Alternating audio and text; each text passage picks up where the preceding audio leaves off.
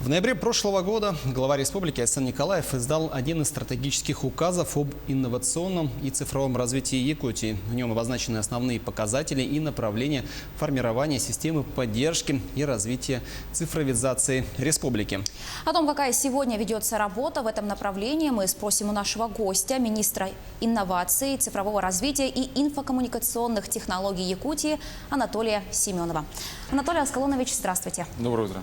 Здравствуйте, Анатолий Аскалонович. Ну, давайте начнем беседу с того, что когда заходит речь о цифровизации и IT-отрасли, конечно, очень сложно представить и ту, и другую эти отрасли, да, вообще без высокоскоростного интернета. Но хотелось бы, конечно, в первую очередь спросить вообще, в каких направлениях и какими компаниями вообще ведется работа сейчас? Да, действительно очень важный вопрос. Республика у нас очень большая, расстояния большие, населенные пункты не такие большие. Естественно, вот прокладка высокоскоростного интернета для нас самый важный вопрос. В этом году мы подключим поселок Усьмая. Это будет в конце года. Также в этом году на Восточно-экономическом форуме было подписано соглашение с Ростелекомом о том, что мы впервые пойдем за полярный круг, мы пойдем в Оленек. Да, и есть такие планы, что после Оленька дальше пойдем в Соскалах.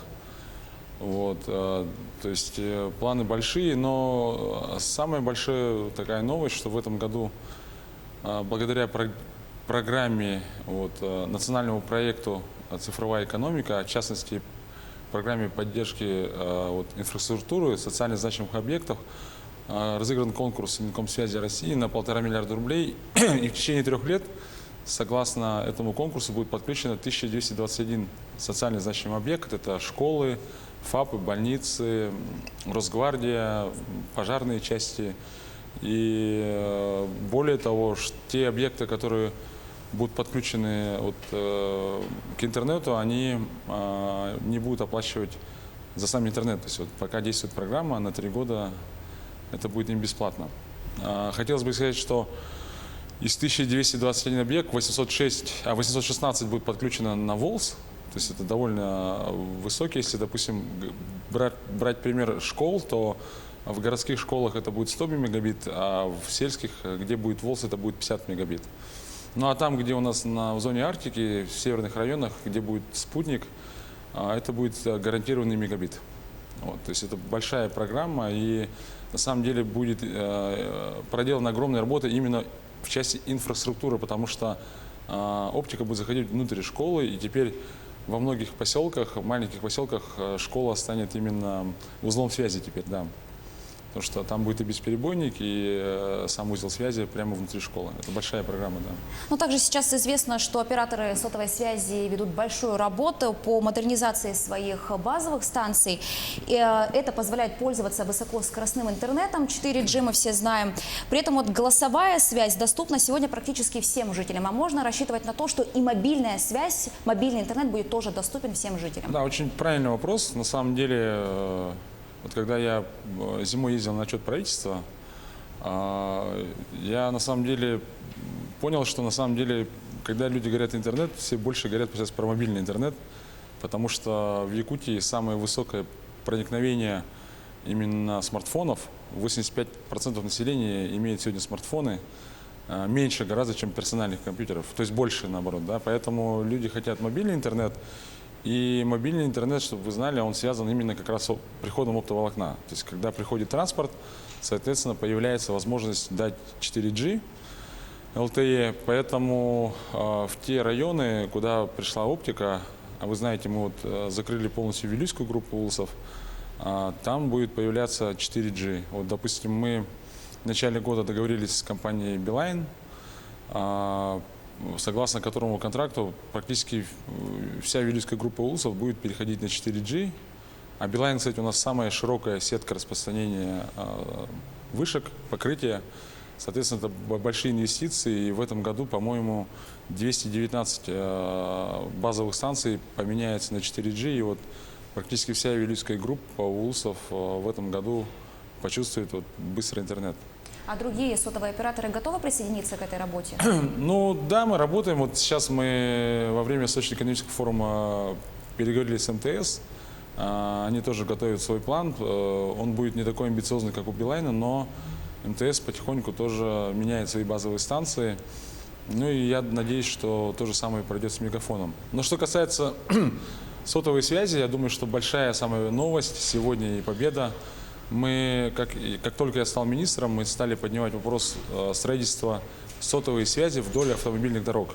Федеральных дорог — это Вилюй, Колыма. Это, пожалуй, тоже важный момент. Да, конечно, сейчас вот вы, если едете там по федеральным трассам, В центральной части проблем с этим нет. но там она прорывается, ну, да, то есть местами незаметно ее практически. нету полностью на всех автомобильных дорогах. Мы благодаря мероприятию «Лидеры цифрового развития» провели беседу с курирующим зампредом, курирующим связям Максимом Алексеевичем Акимовым и Константином Юрьевичем Носковым, Минкомсвязи.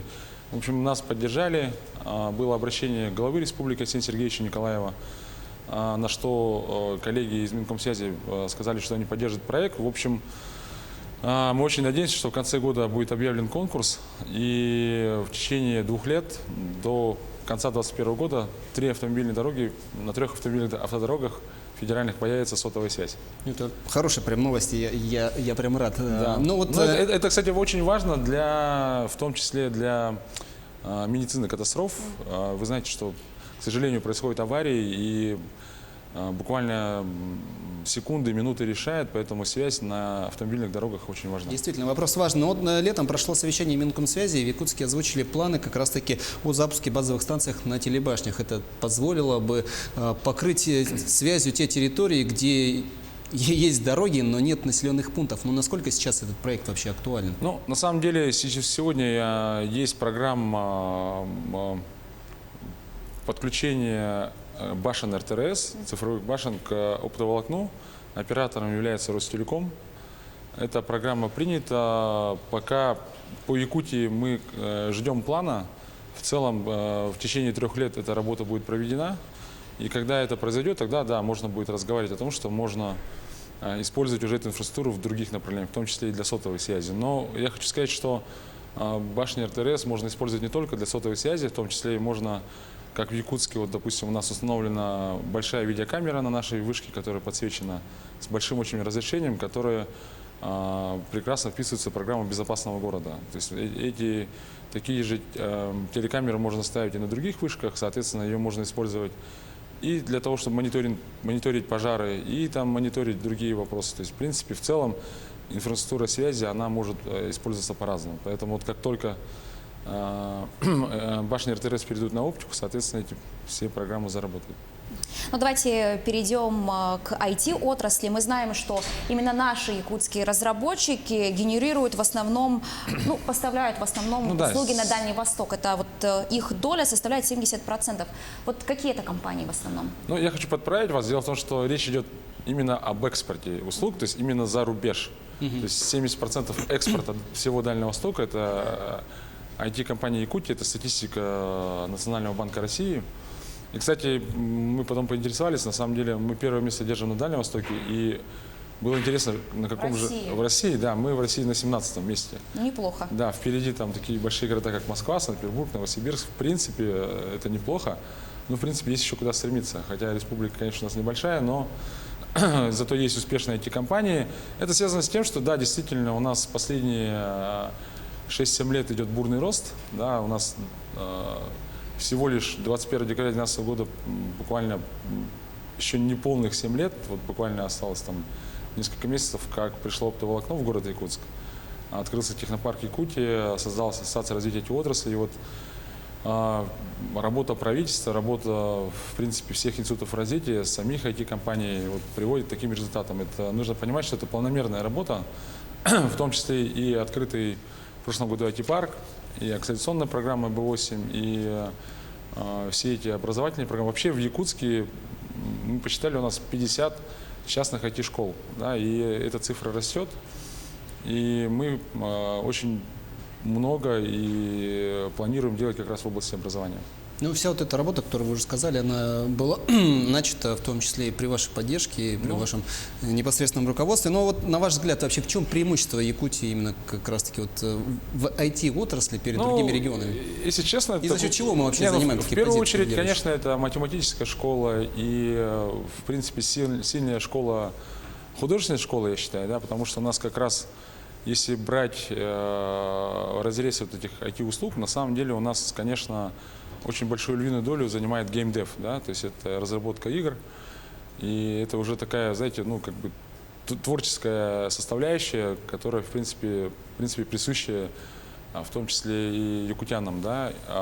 Но я хочу сказать, что, скорее всего, это сейчас связано с тем, что если говорить про экспорт и создание мирового бизнеса, то IT-бизнес, вот как раз быстрый интернет, как раз для нас ключевая ставка. Если для других городов, наверное, выбор в плане бизнесов, которые можно делать на экспорт, может быть гораздо шире, имея морской порт там, или железную дорогу, то у нас, в принципе, практически, можно сказать, и выбора нет, чтобы... Поэтому это наша ключевая ставка, скорее всего, нашей молодежи, нашего правительства. И, вот, ну и планомерная все-таки работа, я думаю. Ну, она работает. Это все вместе, да. Вот. Все это, что самое главное, действительно работает. Да. Ну вот еще стартап-экспедиция недавно стартовала. Вот для чего она нужна и какие проекты туда отбираются? Вообще это уникальный проект. Он был придуман весной этого года в IT-парке с коллегами из IT-парка, из акселератора. Дело в том, что если действительно мы хотим стать IT-столицей, вот главный вопрос, который мы задавались, что же сделать так, чтобы к нам начали приезжать стартапы из других регионов. Потому что глупо было бы развиваться очень так замкнуто, сепаратно, как бы внутри себя. И мы вот придумали стартап-тур, его поддержал Юрий Петрович Трутнев, Минвосток, поддержал Фонд высоких технологий Дальнего Востока, Сколково. И вот вместе мы с коллегами из других институтов развития поехали уже, получается, в 11 регионов Дальнего Востока для того, чтобы, с одной стороны, это образовательная программа, потому что мы понимаем, что не во всех городах Дальнего Востока так же развито, как, допустим, у нас в Владивостоке, в Хабаровске. Мы будем читать лекции, рассказывать про то, как нужно поддерживать стартапы и вообще, что нужно стартапу делать для того, чтобы делать экспортно-ориентированный бизнес. Есть чем поделиться. У нас за 7 лет накопилось много опыта. Ну и, с другой стороны, смотрим проекты, конечно. Да? Мы будем их финансировать на весенний набор акселератора. То есть лучшие проекты будут отобраны и приедут в Якутск. Ну, кстати, немного о самих проектах. Расскажите о них. Что за проекты, каков уровень этих проектов? Ну, мы были пока только в одном городе. Уровень, я хочу сказать, высокий. Владивосток имеет дальносущий федеральный университет. У них, на самом деле, проекты не хуже, чем в городе Якутске. Но мы выбираем пока только IT-проекты. То есть это, так если кратко сказать, это масштабируемые IT-проекты на экспорт. Я думаю, по этому поводу можно будет встретиться отдельно и прям говорить всю тему. Да. Анатолий Аскалунович, ну вы знаете, что сегодня день якутского телевидения. Вот, пользуясь случаем, пожалуйста, поздравьте наших телезрителей и, конечно же, работников нашего телевидения. Ну, я действительно поздравляю всех жителей республики, всех работников телевидения. Наша национальная вещательная компания «Сахая», наш телеканал «Якутия-24» является лидерами рейтингов сейчас. Один из самых больших телевидений вообще, в принципе, на Дальнем Востоке и за Уралом. И у нас был недавно юбилей, 50 лет. И я, конечно, поздравляю всех с этим событием и очень надеюсь, что наша национальная вещательная компания «Саха» нас услышит, поддержит, и мы будем выходить в цифровом виде. Анатолий Аскалунович, большое спасибо вам за участие в нашей передаче. Хороших вам и плодотворной работы. Спасибо. О системе поддержки и развития цифровизации республики мы сегодня говорили с министром инноваций, цифрового развития и инфокоммуникационных технологий Якутии Анатолием Семеновым.